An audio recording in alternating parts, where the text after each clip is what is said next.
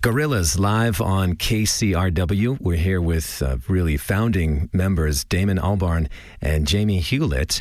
Thanks for joining us on KCRW. Hello, thank you for having us. So Coachella is still fresh on our minds. I'm still coughing up dust and licking my wounds.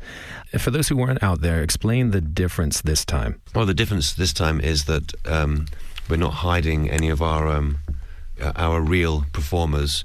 There's a giant sort of 50-foot high by 70-foot across screen, a super high-res screen, and then showing animation and visuals and short films for each of the songs. And then, of course, you have a stage full of people like Paul Simonon, Mick Jones, Damon. We have Gabriel and Cass, our drummers, Mike, our keyboard player, Jesse.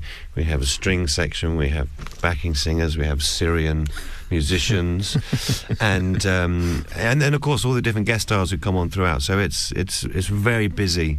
It's just grown in that way. I think the songs and the dynamic in the band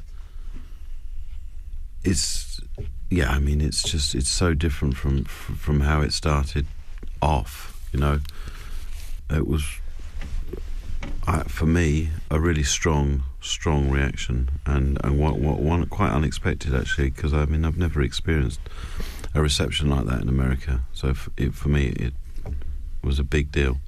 Was this the first live performance of songs from Plastic Beach? Yep. Yeah. I mean that's something I feel is important to note, is that band's never played together. I mean, we've done a few rehearsals, obviously, but that was our first big, proper gig, you know, and I thought, as a band, an ensemble, it was really together, which was obviously good, because it needed to be, but, you know, I think that there are not many bands that could pull off their debut being on a stage that big, with that much expectation. Will you be taking that band on the road for the summer of 2010? Are you playing other festivals? Yeah, we're going to play a lot of festivals, and then we're coming back to the States in October for, I think, 20 dates or something like that. Wow. Yeah, we're all up for it, you know, and I think, I mean, it's not easy to sort of logistically to kind of deal with that many sort of people, and you know, it's a big organisation, really. It's from things like getting Syrian musicians visas, you know, to making sure that Bobby Womack's got, you know, what he needs, and then you've got people like Marquis Smith, who is, you know, a law unto himself, essentially. Yeah. You know what I mean? You can start to get the picture of what it's like. Then there's Lou Reed. Well, Lou Reed won't even travel to the west coast of America on principle. So, you know, it feels very different. But I think that's kind of it. Gives it a sort of mad, sort of circus kind of sort of atmosphere. In the case of Bobby Womack, was he, for instance, was he familiar with Gorillaz? No, it was his daughter who encouraged him to give it a go. She knows about us. Have you guys become fast friends? Yeah, we're definitely good friends. He's actually flying to England tonight, because we've got lots of stuff going on in Britain next week. So hopefully he's going to come around my house on Tuesday or Wednesday, and I can cook him some food. Nice. Well, on the flip side of that, I think, you know, I'm assuming that there are Gorillaz fans that may not be familiar with Bobby Womack. Well, I'm sure there aren't, but, you know, just go and check out Bobby Womack's awesome kind of back catalogue, because, you know, it'll be a revelation for a lot of people. That's one of the nice things I always think about Gorillaz, is that I have I have two boys. My 10-year-old son is now into Bobby Womack. So it's good. It's a good way of introducing the younger kids. Has that always been central to the concept of the band? Not central, no, but it's something we think about, of course. I mean, you know, we're aware of the fact that we have a lot of young fans as well as older ones, and I think it's important to give them great stuff to hear and listen to and find out about. I mean, through the website as well. I mean, there's, you know, when they really get into it, then they start to really investigate where all these things come from. Who is Bobby Womack? Who is Lou Reed? And through that, they're going to, you know, discover who those people are. Do you yourselves find, you know, yourself learning or discovering from working with these veterans, Marky Smith from The Fall, Lou Reed, Bobby Womack? I mean, what do you take away from these collaborations?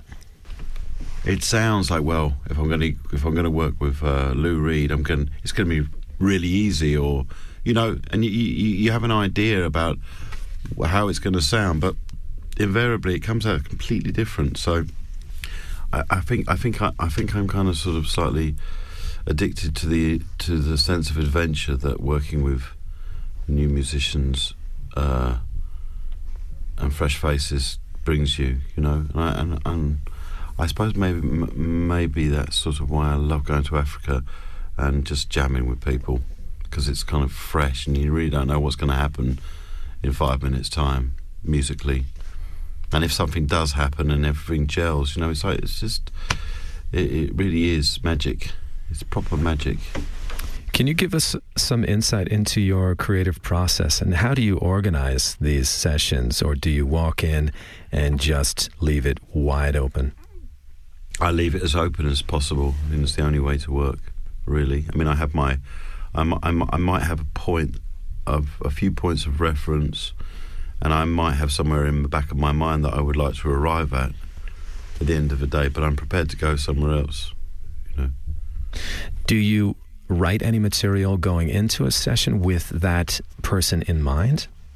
Well, I write a lot of material, and they can kind of choose which bits they're kind of into, and then we kind of take it from there. You know, with Bobby Womack, especially on The Cloud of Unknowing, I did write that song. You know, I wrote that song, and I kind of wrote it for him, because once I knew that we were going to work together, I got really excited, and I just sort of finished that song off, but in mind lyrically and everything of him singing it. So occasionally it's like that, but more often it's just a case of just lots of vibes down on tape, and then, you know, people come and pick. I let people pick what they want, really. It was nice to see Little Dragon, Yukimi Nagano, showing up on a couple songs on this album. Oh my God! How did you come upon her? I think she just killed it at Coachella. She's just got such a presence about her. It's a joy to be on the stage with her. Yeah, definitely. Love her. And for those not familiar with Little Dragon, although we play them quite a bit, KCRW, so many will be. Yeah. How about Mick Jones and Paul Simonon from The Clash? I mean, this has got to be a dream come true. I know you've worked with Paul on The Good, the Bad, and the Queen, but you must just look at that situation and think, whoa. Yeah, I mean, I do, but it kind of, you know, they're like my neighbours, you know. And I've kind of known them, and we all live in the same postal code, so we kind of known each other for a long time. So it's not quite got that sort of, you know, because I'm very familiar with them. Sure.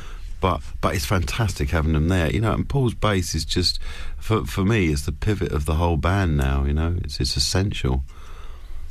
Will you work on another Good, the Bad, and the Queen album? Yeah, or something. Yeah, definitely. Definitely. We actually have recorded a couple of really great tracks, which maybe we just put out as, I don't know, 7-inch, a Good, Bad and the Queen 7-inch. Why not? I'll do it next week. Well, thank you guys for joining us on KCRW. We truly appreciate it. We're huge fans. Damon Albarn, Jamie Hewlett from Gorillaz, talking about making a plastic beach, their recent experiences at Coachella. Thank you guys so much. Thank you. Thank you very much. Let's get into their second set live on KCRW.